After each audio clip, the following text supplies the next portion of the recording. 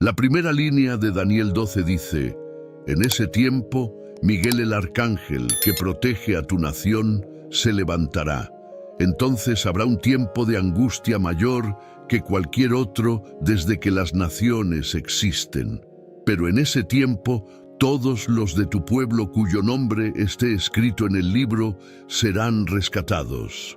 Este es el profeta Daniel advirtiéndonos sobre eventos extraordinarios del fin de los tiempos que afectarán al mundo entero como nunca antes. Pero no todo es desolador, porque también proporciona una esperanza maravillosa para aquellos que están en Cristo. Ahora, para entender Daniel 12, es necesario retroceder un par de capítulos hasta Daniel 10. En Daniel 10, se nos dice que Daniel estaba orando y ayunando durante 3 semanas para que Dios le hablara. Un ángel de Dios se aparece a Daniel y le dice: desde el primer día en que empezaste a orar por entendimiento y a humillarte ante tu Dios, tu petición fue escuchada en el cielo. He venido en respuesta a tu oración, pero durante 21 días el príncipe del reino de Persia bloqueó mi camino. Entonces Miguel, uno de los arcángeles, vino a ayudarme y lo dejé allí con el príncipe del reino de Persia. Toma nota de esto. Un mensajero angelical de Dios estaba en camino para darle a Daniel la respuesta a sus oraciones cuando un príncipe espiritual maligno del reino de Persia lo bloqueó. Y este príncipe espiritual era tan poderoso que Miguel, uno de los arcángeles de Dios, tuvo que intervenir. Ahora, en Daniel 10:20, el mensajero angelical sigue hablando con Daniel y dice: ahora debo regresar para luchar contra el príncipe de Persia, y cuando haya salido, vendrá el príncipe de Grecia. Aquí la Biblia menciona 2 espíritus territoriales, 2 entidades malignas principales que controlan una región particular. Pero aquí está lo sorprendente. En el versículo 21, este ángel le dice a Daniel: pero te diré lo que está anotado en la escritura de la verdad. Nadie me sostiene contra estos excepto Miguel, tu príncipe. El título príncipe es importante porque indica una jerarquía. Hay ángeles, serafines, querubines y luego arcángeles como Miguel. Y en el lado opuesto hay espíritus malignos y demonios, y luego hay espíritus malignos principales como el príncipe de Persia, como se destacó antes. Esto es importante debido a ese versículo inicial en Daniel 12. Miguel el arcángel, que protege a tu nación, se levantará. Se nos dice que, aunque la tierra verá una tremenda angustia, el pueblo de Dios será liberado. Ten esto en cuenta mientras profundizamos más en Daniel 12. Se nos dice que viene un tiempo de problemas como nunca antes ha habido desde que existe una nación. Pongámoslo en contexto. Observa todos los diferentes períodos de la historia. Se avecina un tiempo peor que el período antediluviano, que fue entre la caída del hombre y el gran diluvio de Génesis. Se avecina un tiempo peor que cuando el Imperio Romano gobernaba y había una persecución cristiana generalizada. Se avecina un tiempo peor que la Primera y la Segunda Guerra Mundial. Y lo interesante de la profecía bíblica es que la palabra de Dios se alinea con la palabra de Dios. Puedes tener personas o profetas viviendo en diferentes eras y en diferentes generaciones, y cuando Dios les da una palabra, se alinea con las Escrituras. El profeta Daniel no fue el único que profetizó sobre tiempos terribles por venir. El profeta Jeremías dijo: pregunten y vean, ¿puede un hombre dar a luz? Entonces, ¿por qué veo a cada hombre fuerte con las manos en el estómago como una mujer en trabajo de parto? Todos los rostros se han vuelto pálidos como la muerte. ¡Qué terrible será ese día! No habrá otro igual. Será un tiempo de angustia para Jacob, pero él será salvado de él.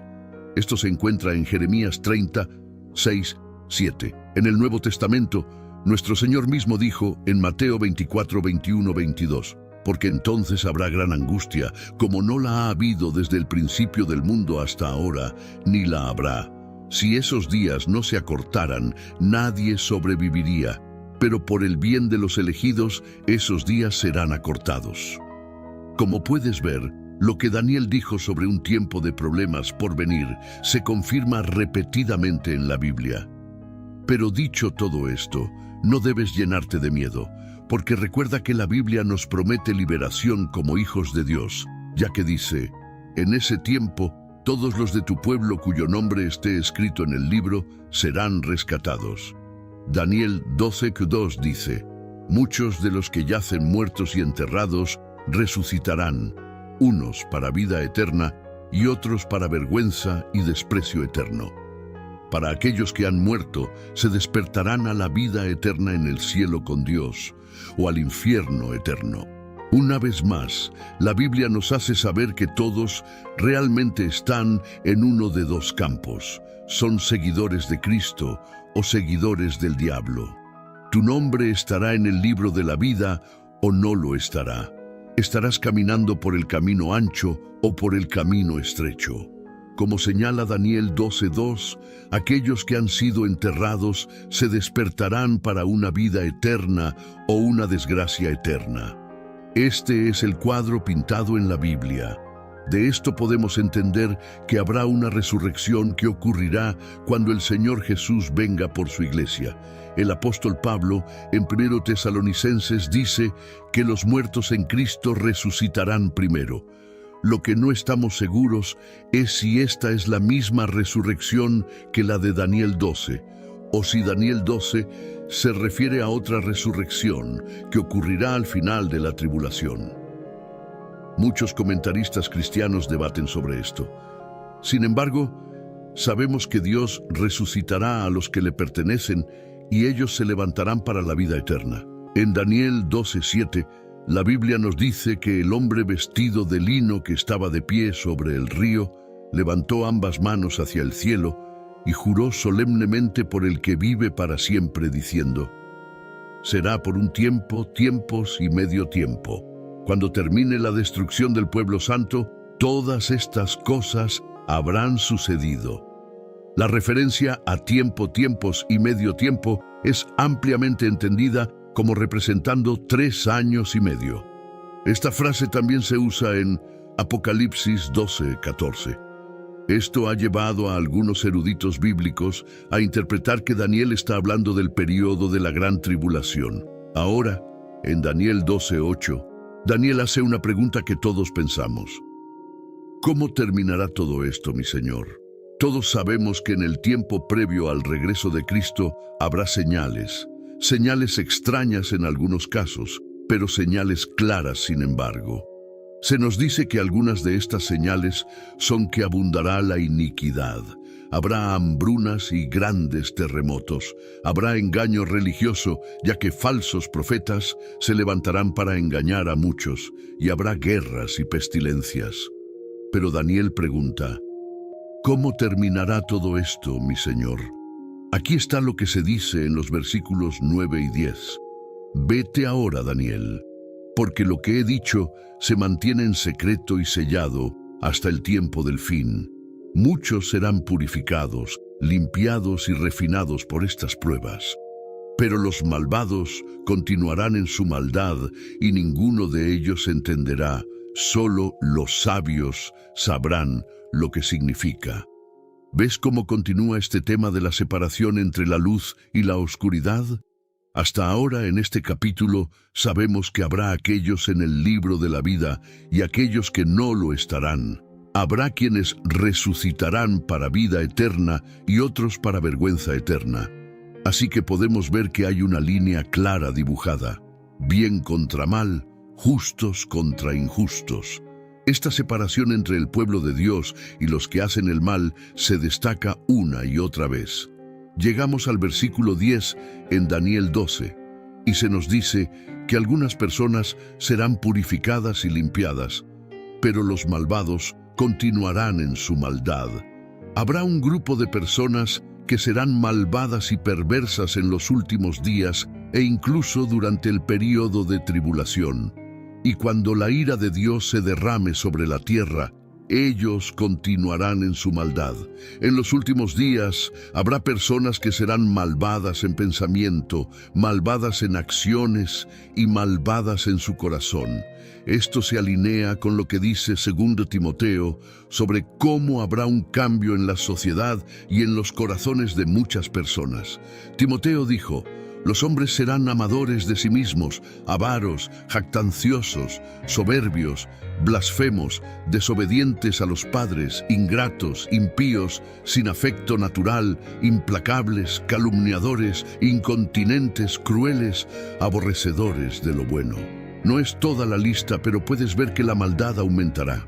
Los últimos versículos de Daniel 12 dicen: desde el momento en que se quita el sacrificio diario y se establece la abominación desoladora, habrá 1290 días.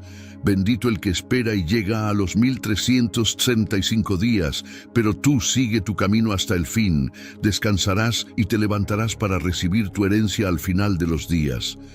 ¿Qué es la abominación desoladora? Jesucristo habló de este signo del fin de los tiempos y de su regreso inminente diciendo: por tanto, cuando vean en el lugar santo la abominación desoladora de la que habló el profeta Daniel, una abominación es algo aborrecido y detestable para Dios y su pueblo, y bíblicamente hablando, la desolación implica destruir, profanar y dejar algo en tal estado que deja sin palabras a quien lo vea.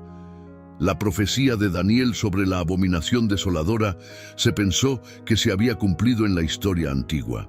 En un momento, el rey Antíoco Epífanes IV, que gobernó Palestina del 175 al 164 a.C., trató a Israel de manera tan horrible que ellos se rebelaron.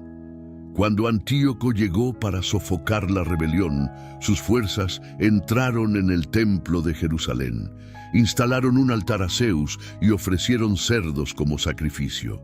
Este acto fue considerado abominable porque profanó la parte más sagrada del templo, el Santo de los Santos. Lo que hizo el rey Antíoco fue idolatría. Sin embargo, años después de Antíoco, Jesús estaba advirtiendo a sus discípulos sobre eventos futuros que marcarían el fin de los tiempos. En Mateo 24 menciona la abominación desoladora como un evento futuro porque luego advierte a las personas diciendo: entonces los que estén en Judea huyan a las montañas. El que esté en la azotea no baje a sacar nada de su casa, y el que esté en el campo no vuelva a buscar su ropa. En general, cuando lees profecías bíblicas como las del libro de Daniel, los eventos futuros no deben asustarte como hijo de Dios. Recuerda que todos aquellos cuyos nombres están escritos en el libro serán rescatados. Todos los que están en Cristo tienen esperanza. Lucas 21:28 dice: cuando estas cosas comiencen a suceder, miren hacia arriba y levanten la cabeza, porque su redención está cerca. Recientemente, escuché a un pastor decir la siguiente declaración: estoy muy preocupado por la cantidad de enseñanzas falsas y falsos profetas que han encontrado su camino en Internet. Cristianos vulnerables los escuchan como si todo lo que dicen fuera de la boca de Dios. Todo debe estar en acuerdo con lo que dice la Biblia. La profecía bíblica nos advirtió que antes del rapto habrá un gran alejamiento de la fe y, si es posible, hasta los elegidos serían engañados. Un aspecto crucial de nuestro camino como creyentes es no solo entender el engaño, sino desenmascararlo en estos últimos días. Porque no es un secreto que debemos navegar en un mundo lleno de mensajes contradictorios y falsedades atractivas. Por eso la Biblia es importante, nos equipa con sabiduría para discernir la verdad del engaño. Quiero darte 4 ilustraciones de cómo el engaño está operando en este mundo y por qué es aceptado por muchos. La primera ilustración es lo que llamo el disfraz del camaleón. Imagina a un camaleón camuflándose perfectamente con su entorno, adaptando su apariencia para ocultar su verdadera identidad. Esto es similar a una persona que parece ser cristiana, habla como cristiana e incluso actúa como cristiana cuando la ves. Sin embargo, su corazón y sus intenciones están lejos de Jesucristo. Así es como el engaño en los últimos días a menudo se presenta, de maneras que imitan la verdad. El engaño hoy hace que sea difícil para una persona distinguir entre la verdad y la mentira. Jesús nos advirtió en Mateo 24:24 diciendo: porque se levantarán falsos cristos y falsos profetas, y harán grandes señales y prodigios, de tal manera que engañarán, si fuera posible, aún a los escogidos. Tal como el disfraz del camaleón requiere una observación cuidadosa, debes prestar mucha atención. Nosotros también debemos ser vigilantes y discernir, buscando la verdad inmutable que se encuentra en la palabra de Dios. La segunda ilustración es el espejismo de las ilusiones brillantes. Piensa en un viajero cruzando un desierto, sediento y cansado. En la distancia aparece un oasis reluciente que promete alivio. Sin embargo, a medida que el viajero se acerca, el espejismo se disuelve, dejando solo decepción. En 2 Timoteo 4:3-4, el apóstol Pablo advierte: porque vendrá tiempo cuando no soportarán la sana doctrina, sino que, teniendo comezón de oír, se amontonarán maestros conforme a sus propias concupiscencias. La atracción de las falsas enseñanzas puede ser tan engañosa como un espejismo, dejándonos espiritualmente sedientos. El verdadero refresco proviene del agua viva de las enseñanzas de Cristo. La tercera ilustración es el rompecabezas de las verdades a medias. Imagina un rompecabezas al que le faltan algunas piezas. Desde lejos parece completo, pero una inspección más cercana revela los huecos, mostrando que las cosas están fragmentadas e incompletas. El engaño a menudo implica verdades parciales entretejidas cuidadosamente para crear una narrativa convincente. Jesús enfatizó la importancia del discernimiento en Lucas 21:8 cuando dijo: mirad que no seáis engañados, porque vendrán muchos en mi nombre diciendo: yo soy el Cristo, y el tiempo está cerca. No vayáis en pos de ellos. Así como un rompecabezas necesita todas sus piezas para formar una imagen coherente, debemos confiar en el consejo completo de la palabra de Dios para protegernos contra el engaño. Ahora, mi última ilustración no está tanto dirigida a entender el engaño, sino más bien a desenmascararlo. Me gustaría llamarla la estrella polar guía. Considera a los marineros que navegan vastos océanos bajo la guía de la estrella polar. En la historia de la navegación, antes del GPS y la tecnología moderna, uno de los métodos más simples para determinar la dirección de un barco era observar el movimiento del sol a través del cielo. Los marineros usaban la posición del sol mientras se movía de este a oeste para guiar su ruta. Al mediodía podían determinar el norte y el sur por las sombras que proyectaba el sol.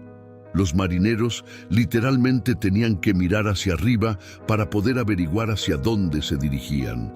De la misma manera, la palabra de Dios sirve como nuestra guía inmutable y confiable a través de los mares tumultuosos del engaño.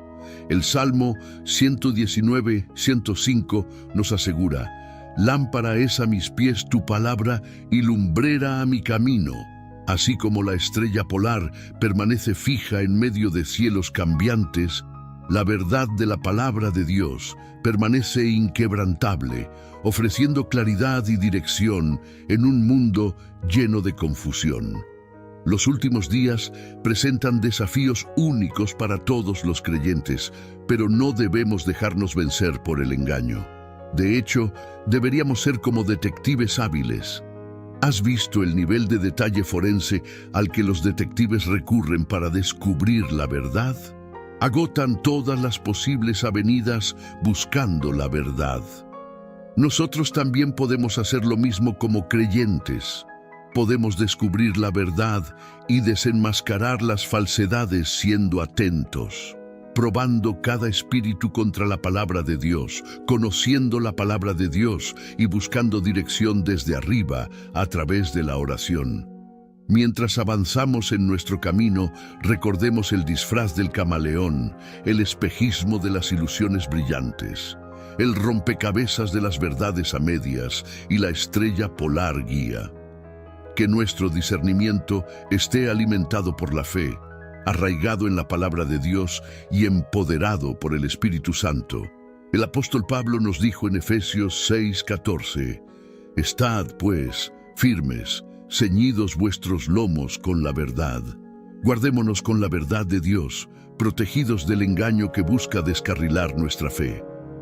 Rezo para que todos nosotros seamos creyentes vigilantes, desenmascarando el engaño con discernimiento y la verdad que está en la palabra de Dios. Desde el principio de los tiempos, Dios ha estado atrayéndonos hacia Él, incluso cuando obstinadamente lo ignoramos. Él no se aleja, nunca se rinde con nosotros. En el libro de Mateo, Jesús compara su segunda venida con una gran fiesta de bodas, una celebración alegre de la unión perfecta entre Jesucristo y su novia, la Iglesia. Así que estamos invitados al mayor banquete de todos los tiempos. ¿Has respondido a esa invitación o la estás posponiendo hasta el último minuto? Tal vez te has vuelto sordo al sonido de Él llamando. Tal vez tu atención ha sido capturada por otras cosas como el trabajo, las finanzas y el amor romántico. Esas cosas parecen importantes hasta que te das cuenta de que son solo temporales y cuando tu vida termine o Jesús regrese, ya no tendrán valor. Todos pensamos que tenemos más tiempo para arreglar cuentas con Dios, pero la verdad es que la vida es corta, el mañana no está garantizado. Todo lo que hacemos hoy importa a nivel eterno. Si Jesús regresara hoy, ¿estarías listo? ¿Podrías decir que tu corazón está firmemente puesto en Cristo? Ahora es el momento de poner tu fe en Jesús. Así que hoy, si escuchas su voz, no endurezcas tu corazón. En cambio, deja que Él entre y cambie tu vida para siempre. En Hebreos 12:1, la Biblia dice, «Por tanto, puesto que estamos rodeados de una multitud de testigos, dejemos todo peso y el pecado que tan fácilmente nos envuelve y corramos con perseverancia la carrera que tenemos por delante». La Biblia nos llama a deshacernos de todo peso innecesario en nuestras vidas y a dejar de lado el pecado que intenta atraparnos y mantenernos atados. Pueblo de Dios, Jesucristo es lo único que importa y con el tiempo que tenemos, vivamos con sabiduría, aprovechando cada día y sirviendo al Señor mientras aún podemos. Nuestros días están contados y debemos vivir para Dios. En todo lo que hagas, pon a Dios en primer lugar.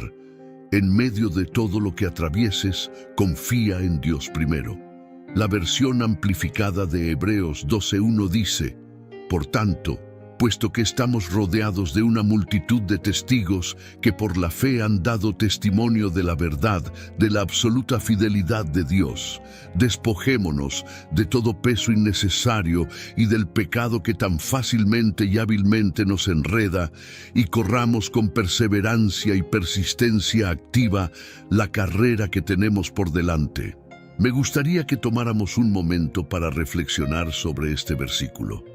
En el teatro de tu mente, quiero que imagines esta gran nube de testigos. La Biblia no revela sus identidades, pero para esta ilustración, imaginemos que esta nube de testigos tiene una tarea en el cielo: documentar todo lo que haces para que en el día del juicio se presenten como testigos. Ahora piensa, ¿qué dirá esa nube de testigos sobre ti? Dirán que no había ninguna duda de que Dios era el centro de tu vida. Dirán que viviste una vida que glorifica a Jesucristo. Esta gran nube de testigos dirá que te escucharon despertar cada día con alabanzas en tus labios.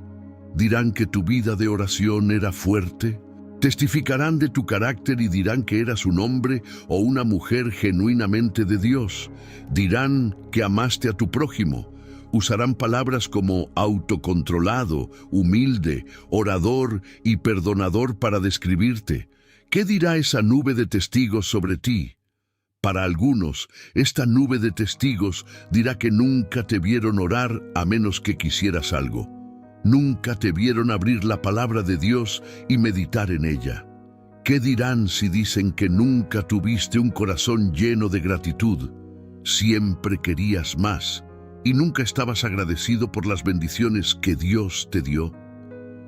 Pueblo de Dios, quiero que pienses por un momento, ¿qué dirá esta gran nube de testigos sobre ti? Tus ojos están llenos de codicia y envidia por cosas mundanas. Tu corazón está lleno de celos y orgullo. Dirán que te vieron menospreciar a otras personas o que te escucharon desanimar a otros. ¿Qué dirá esa nube de testigos sobre ti? ¿Qué dirán sobre tu caminar con Cristo, el estado de tu corazón o lo que haces en privado? Necesitamos tener la presencia de mente para saber que lo que hacemos importa. Nuestras decisiones diarias importan, así que rezo para que vivas una vida protegida. Rezo para que protejas tu mente contra pensamientos negativos. Rezo para que protejas tu corazón contra la envidia, los celos y la codicia. Rezo para que protejas tus ojos y oídos contra cualquier cosa impura. Rezo para que el Espíritu Santo te dé la fuerza para luchar la buena batalla y sobre todo, rezo para que la gracia de Dios esté sobre tu vida. Persigue a Dios todos los días. En Apocalipsis 3:20, el Señor se dirige a su iglesia y dice: Aquí estoy a la puerta y llamo. Si alguno oye mi voz y abre la puerta, entraré y cenaré con él, y él conmigo. Y también me gustaría destacar que el Salmo 95:8 dice: Hoy, si escuchas su voz, no endurezcas tu corazón como en la rebelión. Abramos nuestros corazones a su voz. Si escuchas su voz, no endurezcas tu corazón. La Biblia dice que la voz que escuchas cuando oras, cuando lees su palabra o cuando eres convencido por el Espíritu Santo, no debemos endurecer nuestros corazones ni entristecer al Espíritu Santo. Te animo a que escuches y respondas al llamado de Cristo. Abramos la puerta y dejémoslo entrar para que pueda morar con nosotros y en nosotros.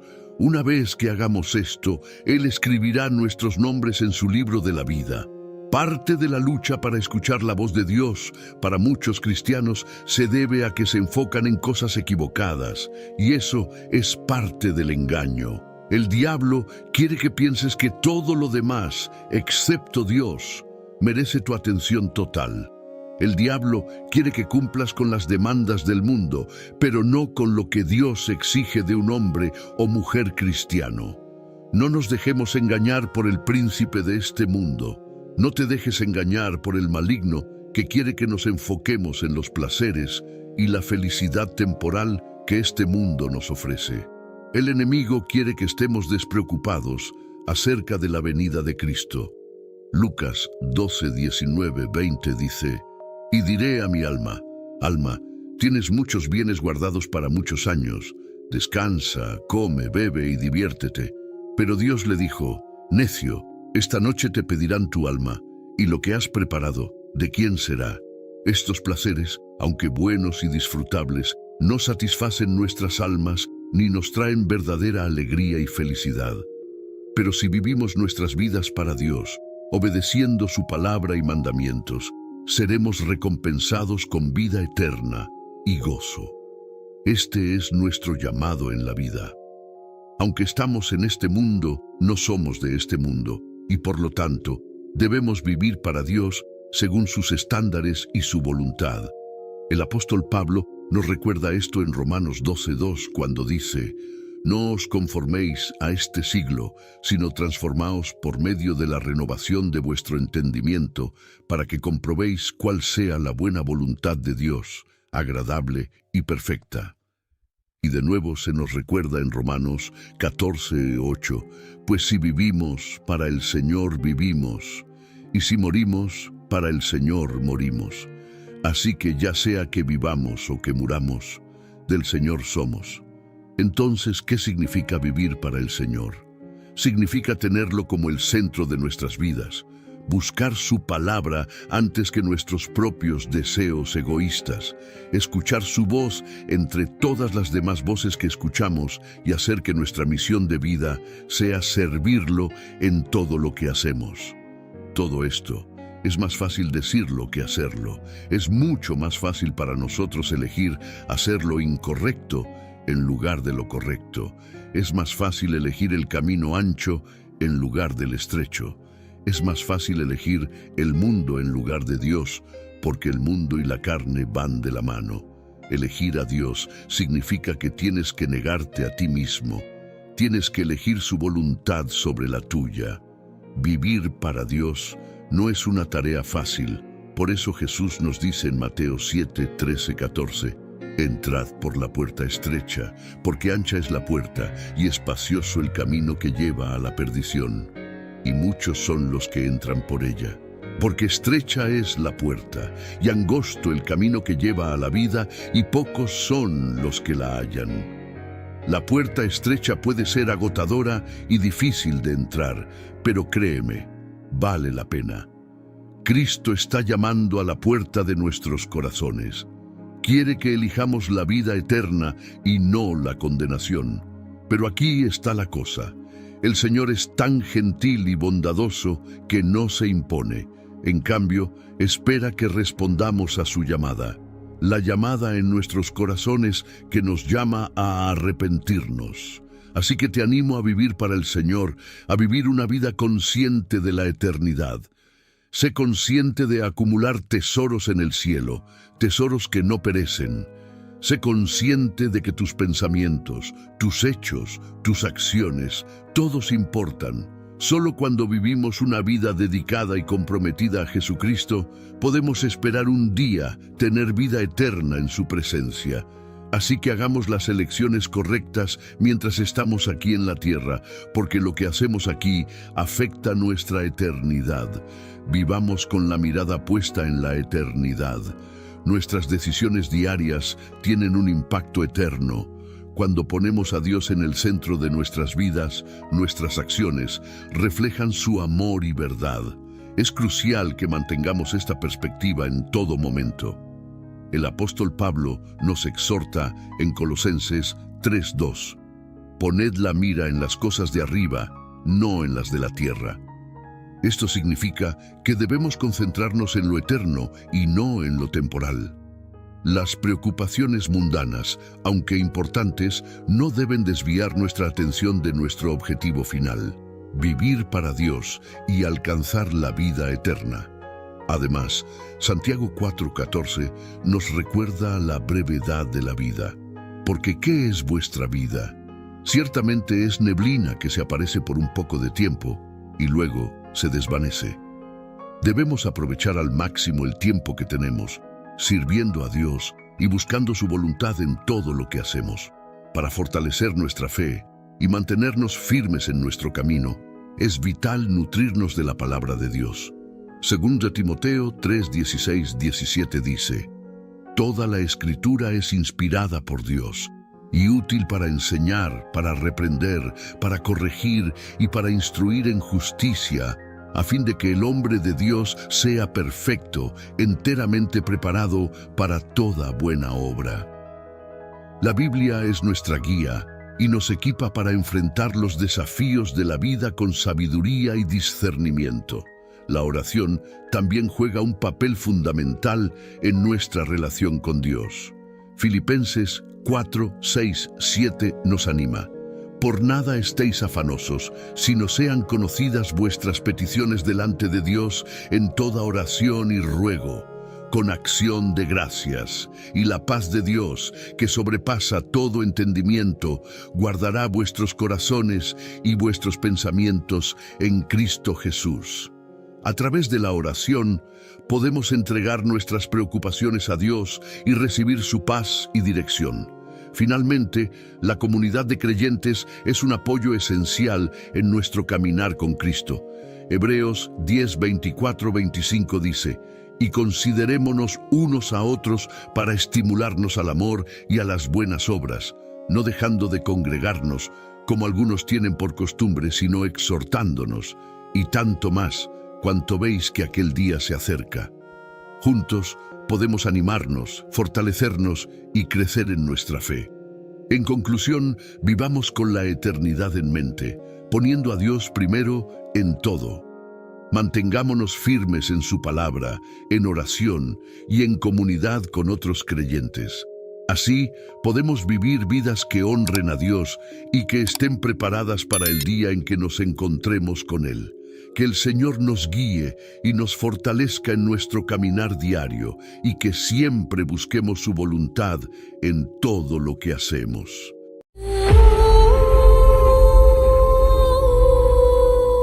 Los ángeles caídos rara vez son mencionados en la Biblia debido al hecho de que la gran mayoría de los ángeles en el cielo nunca han caído en desgracia y se han pasado al lado oscuro.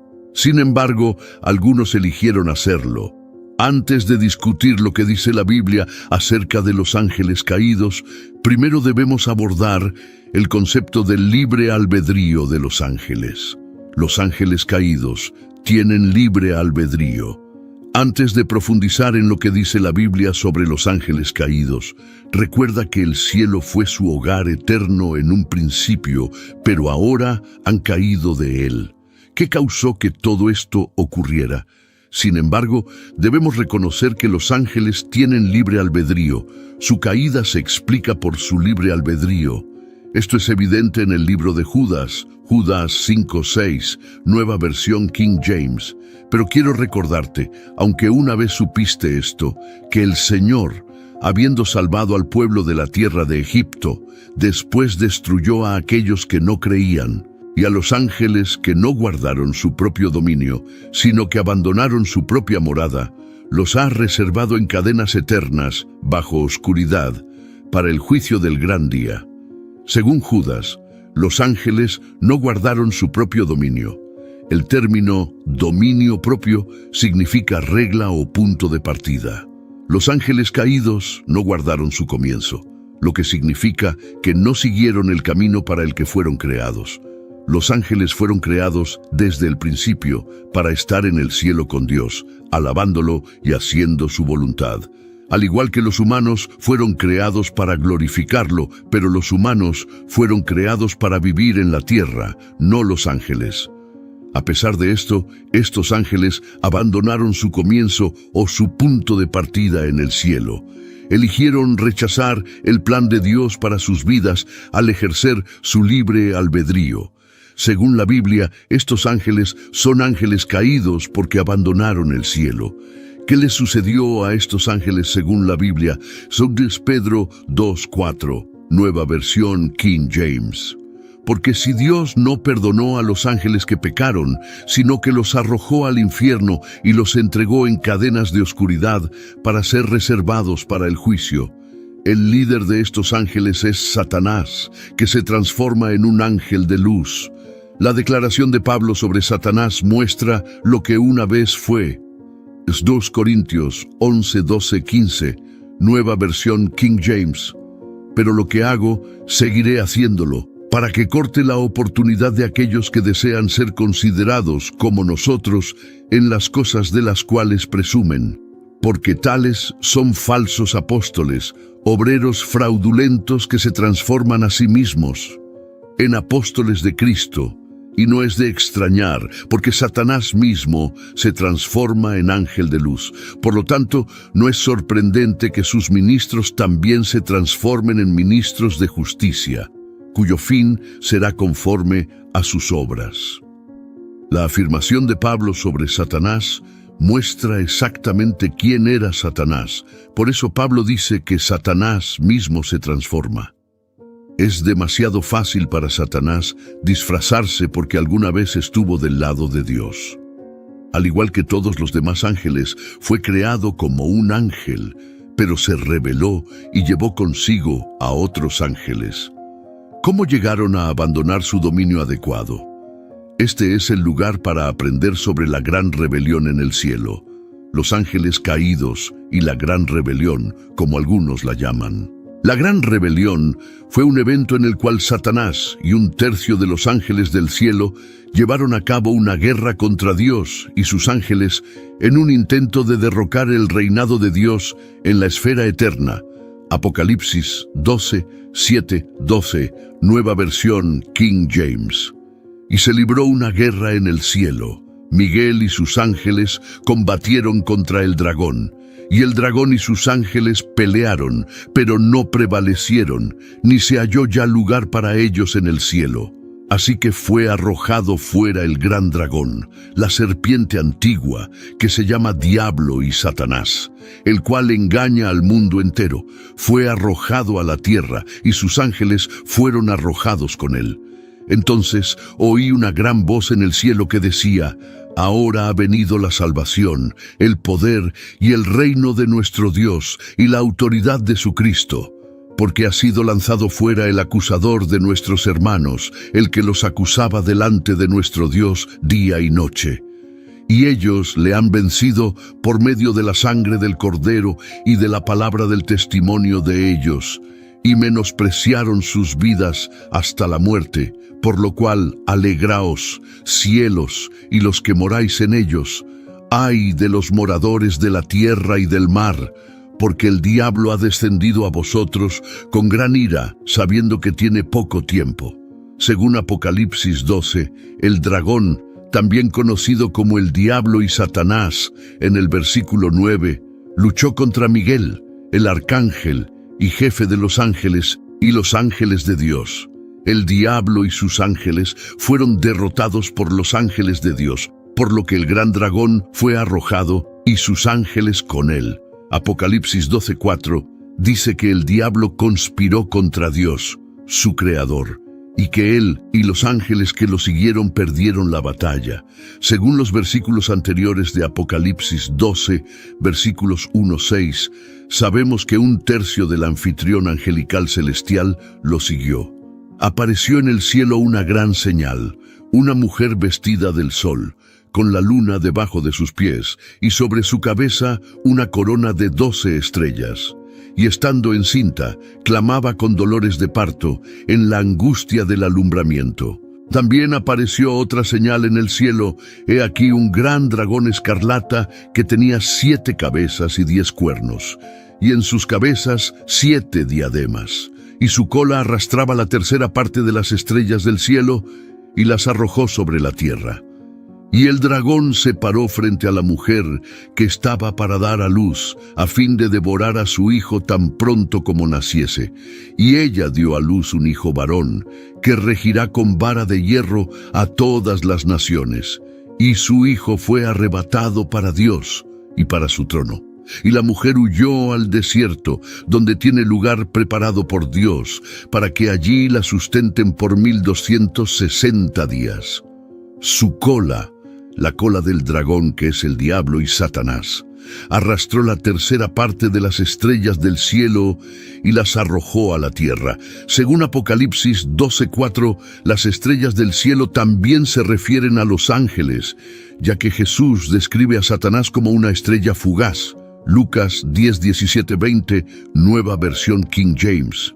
Entonces los 70 volvieron con gozo, diciendo: Señor, aún los demonios se nos sujetan en tu nombre. Y les dijo: Yo veía a Satanás caer como relámpago del cielo. En este pasaje, Jesús confirma la caída de Satanás del cielo, indicando su rebelión contra Dios y su derrota.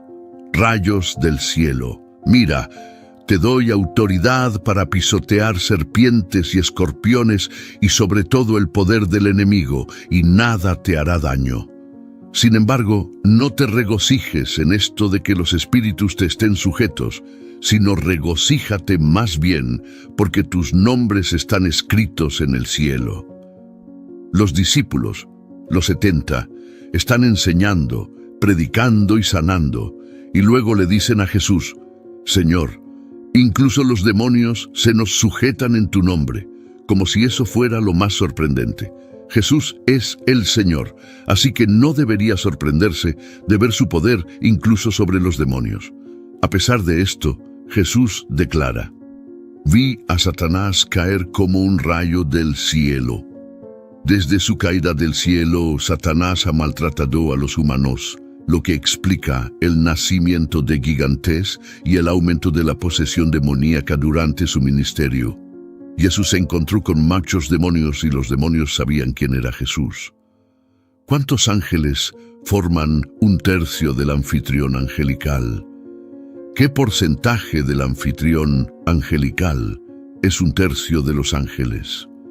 Esa es una pregunta que puede que nunca tenga una respuesta definitiva, pero podemos deducirlo al examinar lo que dice la Biblia sobre cuántos ángeles estamos tratando. Hemos conocido a algunos ángeles en las Escrituras, incluyendo a Gabriel, Miguel, los dos ángeles que descendieron a Sodoma, los ángeles que descendieron para quitar la piedra en la resurrección de Jesús, y así sucesivamente. En Génesis 28 leemos acerca de muchos ángeles en el cielo cuando Dios promete bendecir a Jacob y cumplir la promesa que el Señor Dios hizo a su abuelo Abraham.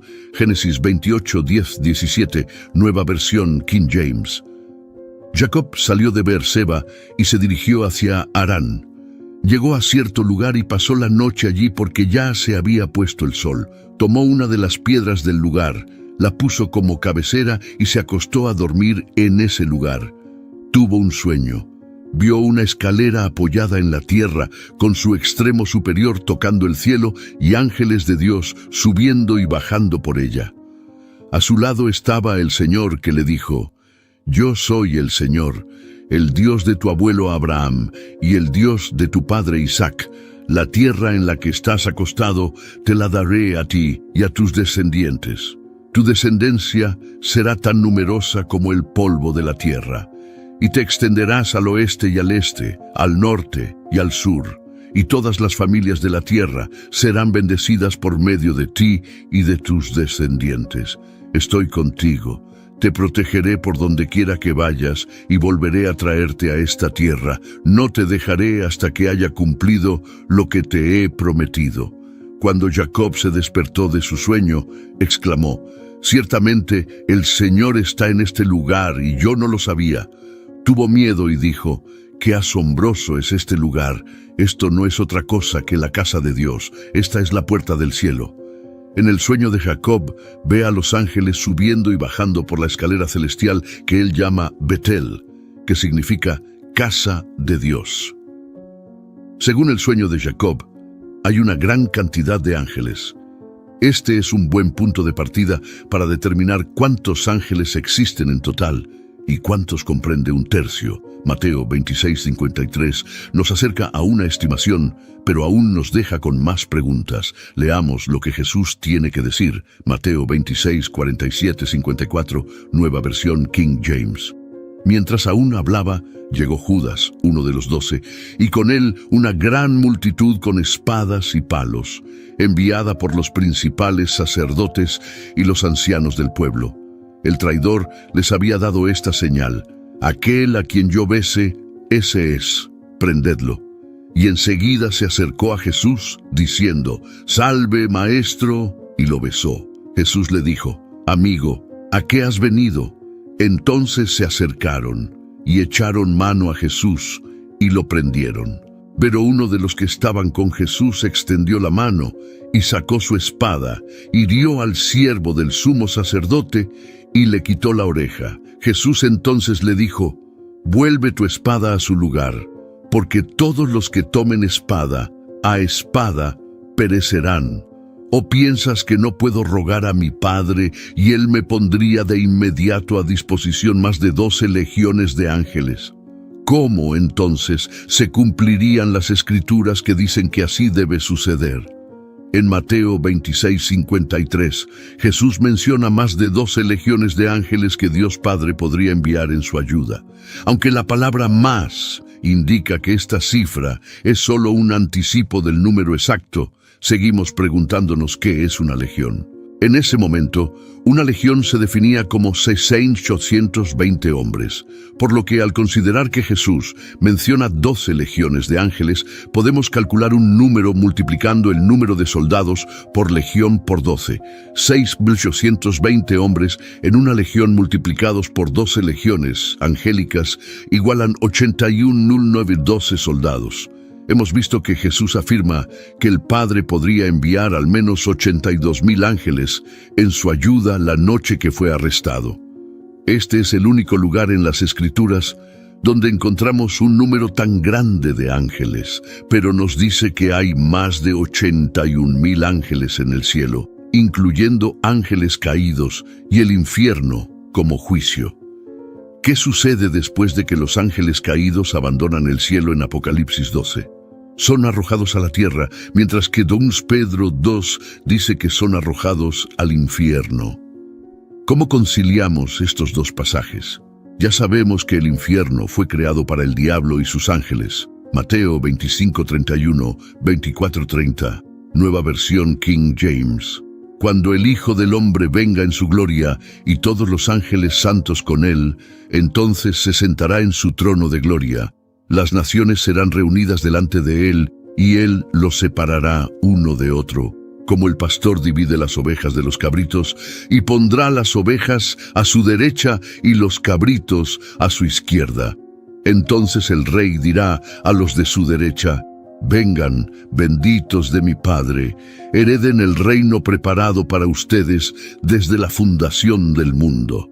Porque tuve hambre y ustedes me dieron de comer, tuve sed y ustedes me dieron de beber, fui forastero y ustedes me recibieron en su casa, estuve desnudo y me vistieron, enfermo y me visitaron, estuve en prisión y vinieron a mí.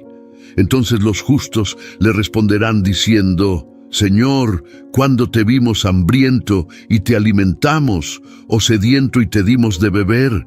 ¿Cuándo te vimos como forastero y te recibimos, o desnudo y te vestimos? ¿Cuándo te vimos enfermo o en prisión y fuimos a visitarte? Y el rey les responderá: de cierto les digo que en cuanto lo hicieron a uno de estos mis hermanos más pequeños, a mí lo hicieron. Luego también dirá a los de su izquierda: apártense de mí, malditos, al fuego eterno preparado para el diablo y sus ángeles. Porque tuve hambre y no me dieron de comer, tuve sed y no me dieron de beber, fui forastero y no me recibieron, estuve desnudo y no me vistieron, enfermo y en prisión y no me visitaron. Según Mateo 25:41, el fuego eterno, infierno, fue preparado para el diablo y sus ángeles. En otras palabras, el infierno nunca fue destinado para una sola persona, aunque Judas y otros sin duda terminarán allí al final. Satanás y los ángeles caídos fueron los destinatarios pretendidos del infierno. El infierno fue creado en el cielo como un castigo final para los líderes de la gran rebelión. Pero el Señor permite que otros en las naciones que juzga vayan también allí debido a la elección, el libre albedrío y la responsabilidad dada por Dios al hombre de elegir su destino eterno, ya sea el cielo o el infierno. Y es al infierno a donde Satanás y los ángeles caídos, el tercio que se rebeló junto a él, irán al final de todas las cosas. Dios ejercerá su ira sobre aquellos que se han rebelado contra él, y Satanás y los ángeles caídos no escaparán indemnes. Hemos visto aquí que los ángeles caídos existen, a pesar de que la idea de haber caído de la gracia es difícil de entender para algunos de nosotros.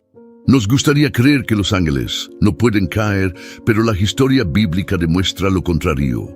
Se sabe que los ángeles caídos son un tercio del anfitrión angelical que sigue a Satanás en la gran rebelión y trata de derrocar a Dios y su trono para tomar el control del cielo. También sabemos que el intento fue un fracaso colosal y que Satanás y sus ángeles rebeldes fueron expulsados del cielo. algunos ángeles caídos que ahora están en el infierno y otros que están en la tierra siguen caminos separados. Según Génesis 6, los ángeles caídos se mezclaron con los humanos y tuvieron hijos gigantes con mujeres humanas. 3 verdades para recordar sobre Satanás y los ángeles caídos.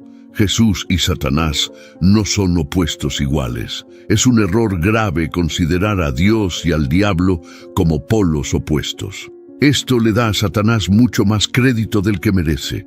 La disparidad de poder entre Dios y Satanás es la de un creador infinito y su obra. No importa cuán astuto o poderoso pueda llegar a ser Satanás en su rebelión contra Dios, nunca podrá igualar el poder de aquel que lo creó. En pocas palabras, ningún ser angélico, ya sea caído o justo, puede competir con el poder y la fuerza de Jesús. Los seres angélicos son más poderosos que tú, pero no que el Espíritu Santo. Por otro lado, subestimar el poder de Satanás es un error igualmente peligroso. No es más fuerte que Dios, pero sí lo es más que tú. Durante milenios, Satanás ha ideado planes oscuros y malévolos. Es un mentiroso habilidoso y un manipulador con un poder sin igual para cualquier ser humano mortal. Sin embargo, aunque debemos estar alerta ante Satanás, no necesitamos temerle. Ni siquiera sabemos cuál es su verdadero nombre y creo que es a propósito. Es una pista sutil de que ni siquiera es una amenaza lo suficientemente grande para Dios como para justificar conocer su nombre. Entonces, aunque Satanás o cualquier ser angélico caído podría derrotarnos fácilmente, no tenemos nada que temer si eres seguidor de Jesús. El Espíritu Santo te ha unido a Él, por lo que el diablo no tiene poder sobre ti, excepto el que le permites tener. La derrota de Satanás fue predicha desde el principio. Podemos ver el fin desde el principio en los primeros capítulos de Génesis, cuando Dios declara al serpentario derrotado, incluso después de que logra llevar a Adán y Eva por mal camino. Esto es lo que Dios le dice al serpentario: pondré enemistad entre tú y la mujer, y entre tu descendencia y la suya. Él te aplastará la cabeza, y tú le aplastarás el talón. Génesis 3:15. Y vemos esta promesa cumplida en el sacrificio de Jesús. A pesar de haber recibido un golpe fatal, Jesús aplastó la cabeza de la serpiente mientras entregaba su espíritu. Esperamos con ansias el día en que su promesa se cumpla plenamente, y esa antigua serpiente, que es el diablo y Satanás, será arrojada a un lago de fuego para no hacer daño ni ser herido nunca más. Apocalipsis 20. Gracias a la cruz de Cristo tenemos esta esperanza. Permanezcan preparados para la guerra espiritual. Muchos de nosotros, criados en tiempos modernos, frecuentemente somos ciegos a las realidades espirituales y las fuerzas invisibles que están en juego. Sabemos acerca de ellas por los libros, hablamos sobre ellas. Sin embargo, pocos de nosotros realmente participamos en ellas.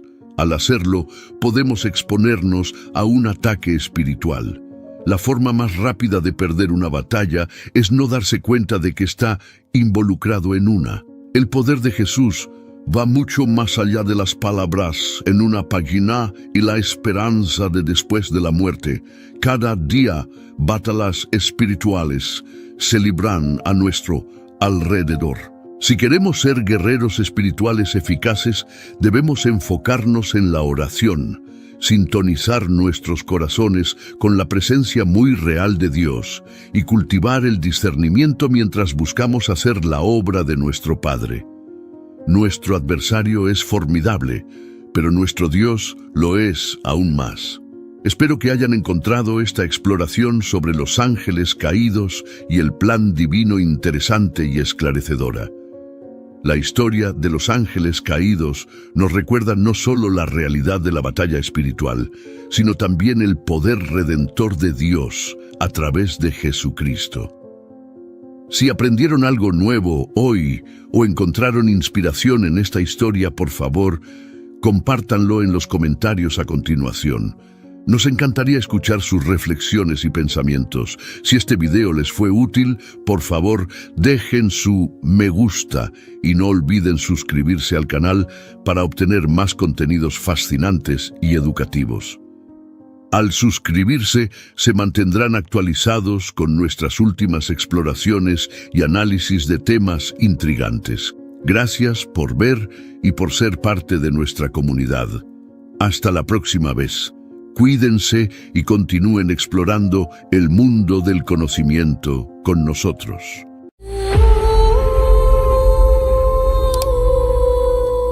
Lo que hará el anticristo en 2024 es impactante. Hay un sentido palpable de urgencia en el aire. Es claro para todos los que creen en la línea profética de Dios que el reloj está marcando el tiempo, y es esencial. El mundo, sin lugar a dudas, se encuentra en una encrucijada donde se desarrolla la línea profética de Dios, y debido a las señales de los tiempos en los que vivimos, la urgencia en nuestros corazones debe reflejar la urgencia de los tiempos. Hay un cambio evidente ocurriendo en nuestro mundo, y un mensaje que no debemos ignorar. El título de nuestro sermón es «Lo que hará el anticristo en 2024 es impactante». Puede sonar sorprendente e incluso inquietante, pero es imperativo que abordemos este tema con mentes y corazones abiertos. Como creyentes, no solo es nuestro deber, sino también nuestro llamado, discernir las señales de los tiempos y entender la batalla espiritual que se libra en nuestro mundo hoy en día. El propósito de nuestro sermón hoy es doble: llamar su atención sobre la presencia muy real del espíritu del anticristo en medio de nosotros, y arrojar luz sobre cómo este espíritu está preparando el terreno para lo que podría ser una serie impactante de eventos en el año 2024. Nos encontramos en una encrucijada en la historia, donde las mareas de oscuridad y engaño están aumentando, y el reloj avanza hacia lo que podría ser un momento crítico en la historia humana. Para establecer una base bíblica para nuestro sermón, volvamos a las palabras inspiradas del apóstol Juan, que se encuentran en las primeras y segundas epístolas de Juan. En 1 Juan 4:3, leemos estas palabras: «Pero todo espíritu que no confiesa a Jesús no es de Dios, sino del anticristo, del cual ya habéis oído que viene, y que ahora ya está en el mundo». Notemos la verdad profunda transmitida en este verso. El espíritu del anticristo no es simplemente una amenaza futura, es una realidad presente que ya está trabajando en nuestro mundo. Hay un movimiento en esta tierra del espíritu del anticristo. Está sucediendo en nuestras naciones, en nuestras instituciones, en la televisión, en las películas e incluso en nuestros vecindarios locales. Existe un verdadero espíritu del anticristo. A menudo, como cristianos, estamos preocupados por el anticristo, el hombre. Sí, el anticristo vendrá como un hombre real, un hombre de carne y hueso. Pero lo que necesitan saber y recordar es que antes de que se revele en el escenario mundial, antes de que dé un paso al frente y tome el centro del escenario, su espíritu ya está trabajando en el mundo, activamente en acción. Así como ustedes están llenos del Espíritu Santo, hay personas que están genuinamente llenas del espíritu del anticristo. Están guiadas y dirigidas por su espíritu. No necesitan ser teólogos para ver el espíritu del anticristo tomando el control del mundo secular. En 1 Juan 2:18, Juan nos advierte: «Hijitos, ya es el último tiempo, y según vosotros oísteis que el anticristo viene, así ahora han surgido muchos anticristos. Por esto conocemos que es el último tiempo». Las palabras de Juan resuenan con una urgencia que nosotros también debemos reconocer hoy. Estamos en la última hora. Nos dice que incluso en su tiempo había muchos anticristos, aquellos que se oponían a Cristo y buscaban apartar a las personas de su verdad. Ahora pueden preguntarse, ¿por qué es esencial enfocarse en el espíritu del anticristo en lugar de obsesionarse con un individuo específico? La razón es clara. Al entender el espíritu que se opone a Cristo, podemos reconocer mejor sus manifestaciones en el mundo que nos rodea. Podemos discernir las señales de los tiempos no especulando sobre la identidad de una figura en particular, sino observando el aumento de la ilegalidad, el deterioro moral y el engaño que caracterizan nuestra era. ¿Qué hará el espíritu del anticristo en 2024? En esencia, lo que hará el espíritu del anticristo en 2024 es una continuación de lo que ha estado haciendo desde el comienzo de la última hora de la que habla el apóstol Juan. Habrá una clara aceleración en el rechazo de la verdad y una aceptación de la oscuridad. En los últimos 15 años, hemos visto una clara aceleración en el rechazo de la verdad, y esto solo continuará en 2024. El espíritu del anticristo, en su núcleo, está en contra de la verdad. Jesucristo es la verdad. Jesucristo es la luz, y podemos ver cómo las corrientes se están moviendo en este mundo cada vez más, ya que las personas ya no aceptan la verdad absoluta. Estamos viviendo en un mundo donde las personas aman la oscuridad. Observen las tonterías que se están aceptando en el mundo hoy en día. Esto no es natural. Es casi como si el sentido común ya no fuera común. Cada persona tiene su propia verdad y esto continuará. Estamos viviendo en un mundo en el que algunos han rechazado la realidad y han decidido vivir en su propia realidad. En preparación para adorar a un hombre, el acondicionamiento de las personas para seguir y adorar a un líder o figura carismática continuará aumentando en los próximos años, incluyendo en 2024, cuando llegue el anticristo. No le tomará décadas ser reverenciado y adorado. En este momento, los corazones de hombres y mujeres de todo el mundo están siendo sutilmente persuadidos por el espíritu del anticristo para depositar su confianza y lealtad en un hombre, en lugar de en Dios. Las personas tienen la percepción equivocada de que cuando llegue el anticristo, tendrá que transformar el mundo y cambiar drásticamente la forma en que opera. Pero eso no es cierto. Cuando el anticristo aparezca y tome el centro del escenario en la sociedad, el mundo ya estará preparado para él. Desafortunadamente, este mismo espíritu del anticristo está presente en muchas iglesias y entre muchos feligreses.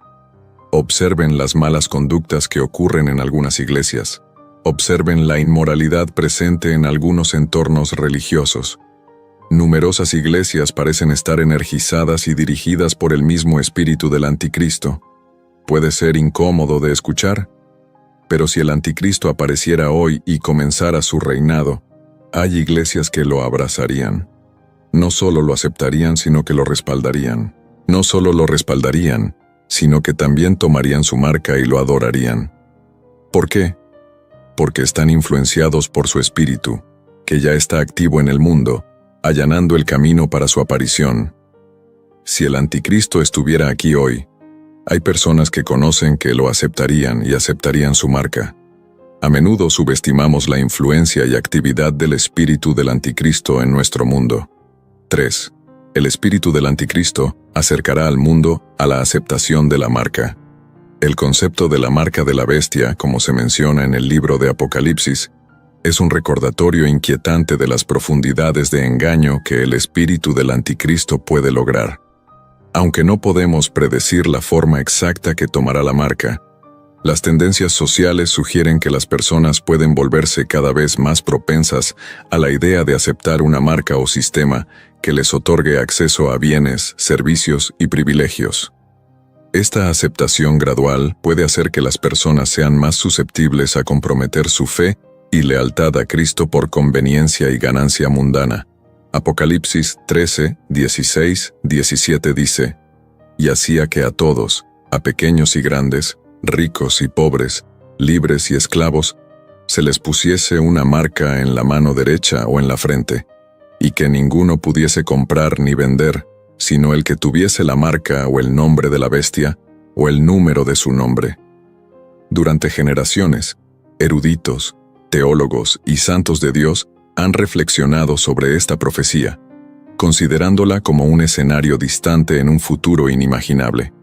Sin embargo, con la velocidad del avance tecnológico y los cambios societales que estamos presenciando hoy en día, esta profecía parece menos como una visión lejana y más como una realidad inminente.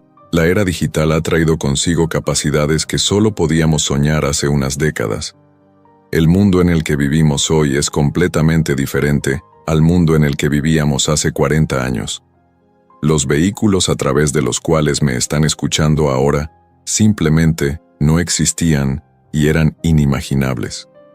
Tecnologías biométricas como el reconocimiento facial y de huellas dactilares se han vuelto comunes.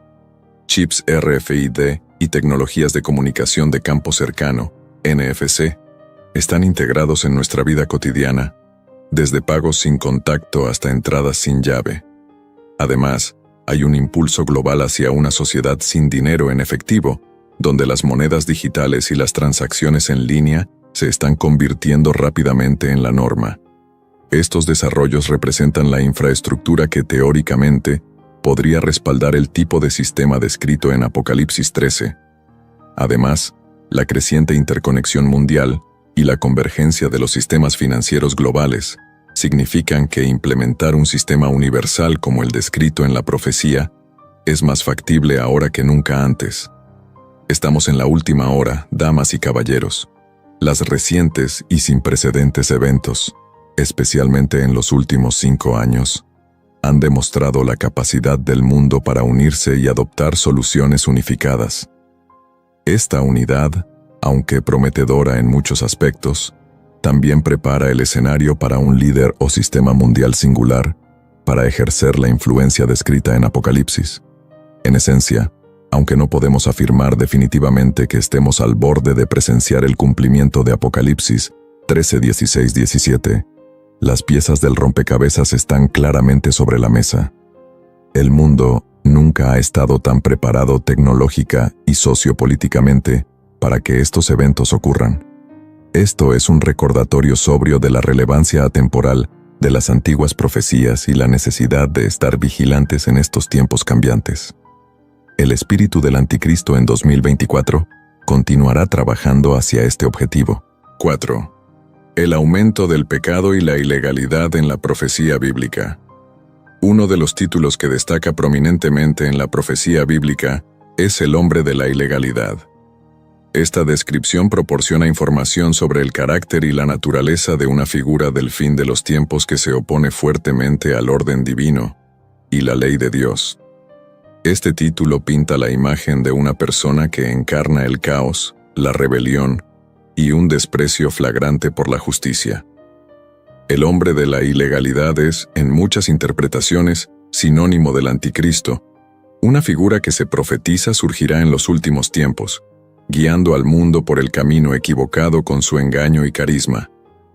La creciente ilegalidad observada en el mundo de hoy es un testimonio de la influencia omnipresente del espíritu del anticristo a medida que las sociedades se alejan de los estándares divinos y los valores bíblicos.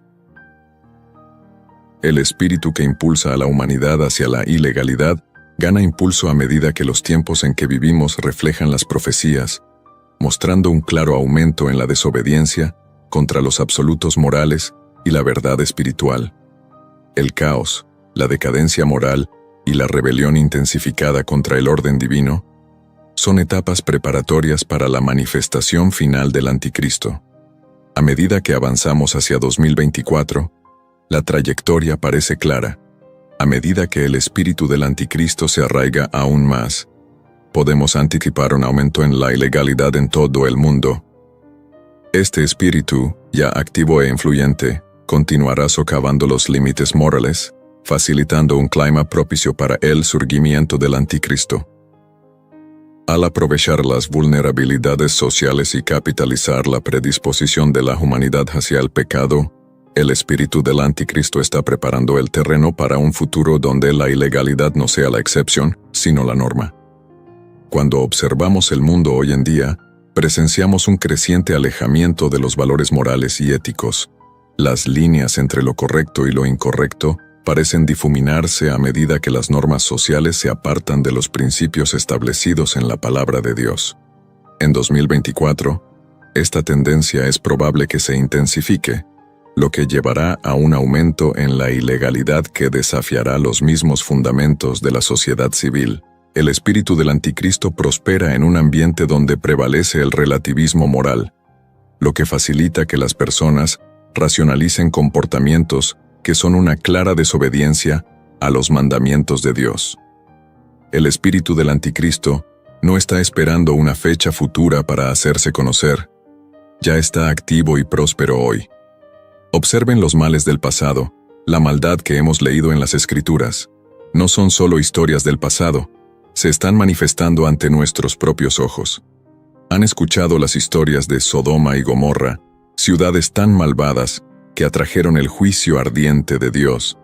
Les han contado sobre los días de Noé, un tiempo tan corrupto que Dios purificó la tierra con un diluvio. ¿Y quién puede olvidar a Babilonia, la personificación del orgullo humano, la arrogancia y la desafío contra el Altísimo? Ahora, escúchenme bien. Los pecados, la maldad, las depravaciones de esos tiempos no desaparecieron en el aire.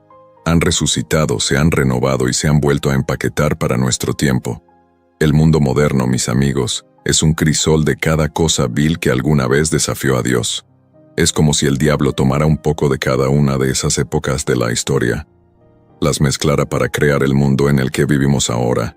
No se dejen engañar, no hemos progresado, hemos retrocedido. El pecado puede usar una máscara diferente, pero su rostro es el mismo. El pecado puede tener herramientas modernas, pero su intención es antigua. El diablo no necesita inventar nuevos pecados, simplemente reutiliza los antiguos para una nueva generación. Permítanme decirles algo. La conveniencia del pecado en nuestros días debería aterrarnos. Hubo un tiempo en que el pecado requería esfuerzo, cuando tenías que aventurarte en el mundo para encontrarlo. Pero ahora, el pecado lama a nuestras puertas, llega directamente a nuestros hogares. Acecha en los dispositivos móviles que sostenemos en nuestras manos. Estamos en una era digital donde la maldad está a solo un clic de distancia. Es un mundo donde nuestros hijos, justo bajo nuestros techos, pueden estar expuestos a cosas que harían que Sodoma se sonrojara. Un mundo donde la tentación no está a la vuelta de la esquina, sino justo en nuestros bolsillos. Pero permítanme recordarles que esto no sucede por casualidad. Está orquestado. Es un esfuerzo conjunto del espíritu del anticristo para adormecernos, para sensibilizarnos, para hacernos aceptar lo inaceptable y para preparar al mundo para el hombre de la ilegalidad y el hombre del pecado. Es el plan del diablo hacer que el pecado sea tan común, tan prevalente, que ya no lo veamos por lo que realmente es: una rebelión contra un Dios santo. No estamos esperando la llegada del anticristo. Mis amigos, su espíritu ya está aquí, trabajando tras bastidores, manipulando las cuerdas, dando forma a culturas y sociedades, y haciendo que lo anormal parezca normal. Esta es la estratagema del diablo para preparar al mundo para el surgimiento eventual de su elegido. El mundo está al borde del precipicio con el espíritu del anticristo más potente que nunca. Como creyentes, debemos equiparnos con la armadura de Dios, fortalecer nuestra fe y brillar como faros de luz en la oscuridad envolvente. Los eventos de 2024, aunque inciertos en detalles, son indudablemente cruciales en la línea profética de Dios. Seamos diligentes, no solo espectadores, sino guerreros activos por Cristo, manteniéndonos firmes contra la marea engañosa y anunciando el reino de Dios. El momento de prepararse y actuar es ahora, porque la hora está realmente avanzada.